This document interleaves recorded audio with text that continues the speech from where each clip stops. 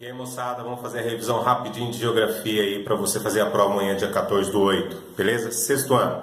Sobre previsão do tempo, primeira coisa. Para que serve a previsão do tempo que a nossa repórter coloca lá na televisão?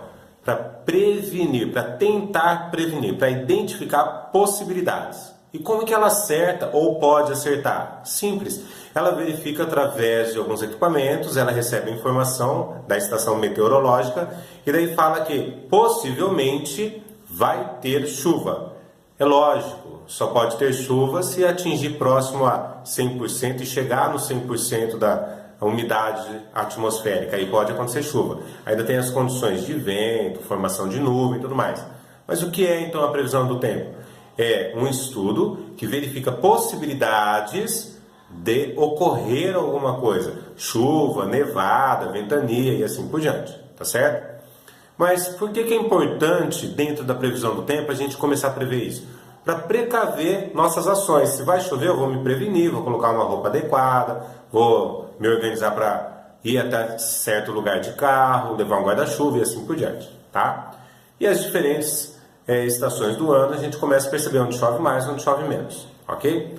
Como que verifica isso? Através de alguns equipamentos, por exemplo, temperatura, termômetro, barômetro, aí a pressão atmosférica. Então é possível através de alguns equipamentos. Por exemplo, a gente pode verificar, para medir a quantidade de chuva, o pluviômetro. Tá? E agora, para a gente conseguir identificar os climas e saber a diferença entre tempo e clima, porque previsão é do tempo e não do clima. Tempo é uma condição momentânea da atmosfera, que pode mudar rapidinho.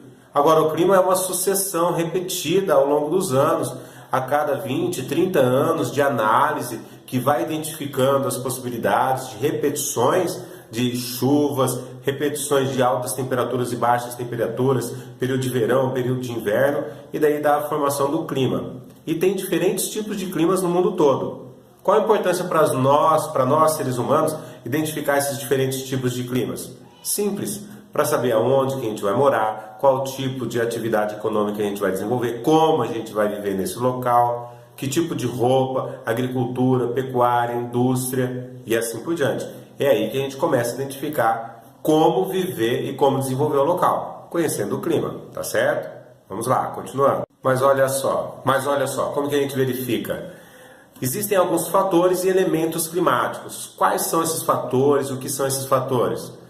Sol, vento, chuva, frio, calor, neve, maritimidade, continentalidade, muitas coisas envolvem. Mas para a gente entender isso daí, por exemplo, próximo ao mar, maritimidade, tem mais umidade. E daí você tem uma diferença térmica da máxima e a mínima menor, uma amplitude térmica pequena. Continentalidade que sofremos aqui em Campo Grande. Longe do mar, nós temos durante o dia o aquecimento mais rápido e à noite um resfriamento mais rápido. Lógico, depende da estação do ano. Belezinha? O ser humano também é um fator climático aí. Altitude, quanto mais alto, menor a temperatura. Quanto mais baixo, maior a temperatura. Ok? Umidade do ar, a mesma coisa. A umidade retém um pouquinho dessa energia. Demora para aquecer o ambiente e demora para resfriar o ambiente. Belezinha? Vamos lá, continuando mais um pouquinho aí. Para relembrar, nós temos aí 3 tipos de chuvas que nós estudamos. Chuva orográfica, quando a massa de ar vem, encontra uma barreira natural, ganha altitude e não consegue passar essa barreira natural. Acaba encontrando uma massa de ar fria, precipita e chove nesse local. Chuva orográfica ou chuva de relevo. Outra chuva, quando aquece o ambiente, começa a massa de ar a aquecer e subir, encontra temperaturas mais baixas e daí ela acaba condensando e precipitando em forma de chuva. Então, aquecimento, sobe a massa de ar, resfriamento, desce a massa de ar em forma de chuva, chuva convectiva. E a chuva frontal, massa de ar quente e úmida, massa de ar fria chega e ocorre um choque frontal entre essas duas massas de ar. E daí, por causa desse choque de temperaturas diferentes, ocorre a chuva frontal. Belezinha?